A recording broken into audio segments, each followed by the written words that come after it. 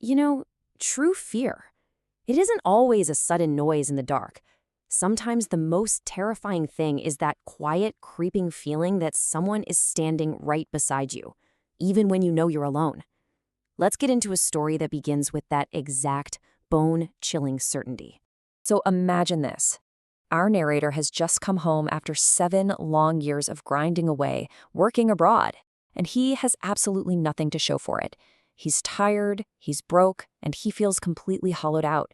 And then he hears those words from a childhood friend, a guy who used to be poorer than him, but is now somehow unbelievably rich. And this is where the story gets really unsettling. The contrast is just stark. On one side, you've got our guy who poured his youth into hard labor and got nothing back. On the other, his friend who's suddenly living in a huge mansion with a new car. But it's not the money that's scary. It's the change in his friend, the hollow look in his eyes that screams his new life came with a very dark secret. And then he gets this invitation, an offer to learn the secret, but with these chilling conditions. I mean, it's the ultimate test, right? A battle between terror and total desperation. What would you do? Well, for our narrator, who's been beaten down by life, that little glimmer of hope, that curiosity, it wins. He says yes. He'll go. And so it begins, an ordeal that's basically designed to shatter his mind. The very first night, he sees something that just shouldn't be possible. His friend is there, meeting a stunningly beautiful woman by an old, unmarked grave. She says nothing, and as she moves, she glides over a carpet of dry, dead leaves without making a single sound. So his friend finally spills the truth. This woman, she's a Jinzadi, a powerful supernatural entity, and the secret to his wealth, it's a 10-night ritual right here in this graveyard. He has to sit through it in total silence to earn her favor.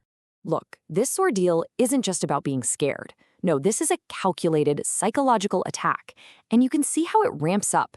It starts with whispers, cold spots, but then it gets personal. It uses his love for his family against him, making him hear his mother and brothers screaming for help. The whole point is to utterly break him. And right when his fear is at its absolute peak, when he's about to run, the rewards start. And this is just a genius move.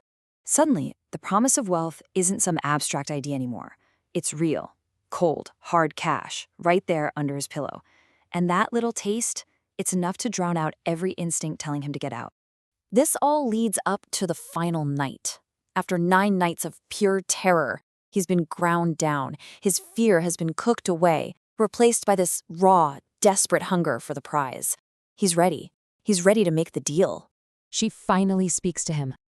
After all he's been through, she asks him, "What do you want?" And his answer, it's just so simple. He wants it to be over. His poverty, his struggle. He asks for wealth, for respect. He asks for everything life has denied him. Of course, a favor like this comes with strings attached, and her conditions are just chillingly vague. The first 3, okay, they're unsettling but maybe manageable. A secret bond, a share of his nights, a cut of his earnings, fine. But that last one, that final condition, is just pure, distilled poison. I mean, what does that even mean? But he's so exhausted, so consumed by greed, he doesn't stop to question it. He doesn't care. He just agrees to everything. And with that, he seals a pact that will give him exactly what he wants, but in a way he could never, ever have anticipated. And at first, wow, does it deliver. The money just pours in. People start coming to him for advice, and his insights are strangely, unnervingly accurate. His status skyrockets. For a moment, it really seems like he won. But this is the grim reality. This is the bait and switch. The wealth and power he was promised, they're soaked in fear and paranoia. The respect he wanted becomes a fractured family. And that easy life? Well, it came at the price of turning his own home into a haunted house. A price that becomes terrifyingly clear after he gets married. The signs are impossible to ignore. That smell of the graveyard, it follows him home. His new wife feels the weight of someone sitting on their bed at night. She hears him whispering to someone who isn't there. The supernatural isn't in the graveyard anymore. It's in his house, walking his hallways, sleeping in his bed. He's terrified. He feels like he has to explain what's happening to his wife, and in his desperation, he makes a fatal error. He breaks the first and most important rule of the pact. He tells her the secret. And with that one act, the Jinzadi's presence goes from being subtle and creepy to openly hostile. His life is now just a waking nightmare. The money means nothing when his family is being tormented every single day. Completely broken, he and his wife go searching for help, and they find an Amel, a spiritual healer, who takes one look at them and understands the horrifying depth of the bond he's made. But there's no easy fix. The healer tells him there's only one way out. The pact has to be undone exactly where it was made. He has to go back to that terrifying piece of ground, not to ask for more, but to give every last thing back.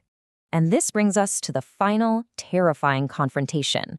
He goes back, and he stands before her one last time. But that beautiful, alluring creature is gone. In her place is something cold, ancient, and absolutely furious.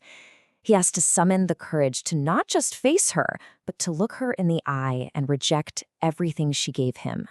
And he does it. He renounces the wealth, the respect, the power, all of it. And as the words leave his mouth, he feels it. The bond just snaps. The presence vanishes. And he's left standing there with absolutely nothing. No money, a relationship with his wife that he has to rebuild from scratch, but for the first time in years, he is free. He sees his friend one last time, and this sight really drives home the two different paths. His friend is still rich, still living in that mansion, but he looks like a ghost. He's weak, soulless, a permanent prisoner of the very same deal he refused to break. So the story leaves us right here. It's a heavy reminder that not every comfort is a blessing, and the easiest path often hides the steepest price. It really makes you think, doesn't it? What shortcuts are we all tempted by, and what pieces of ourselves are we willing to trade away to take them?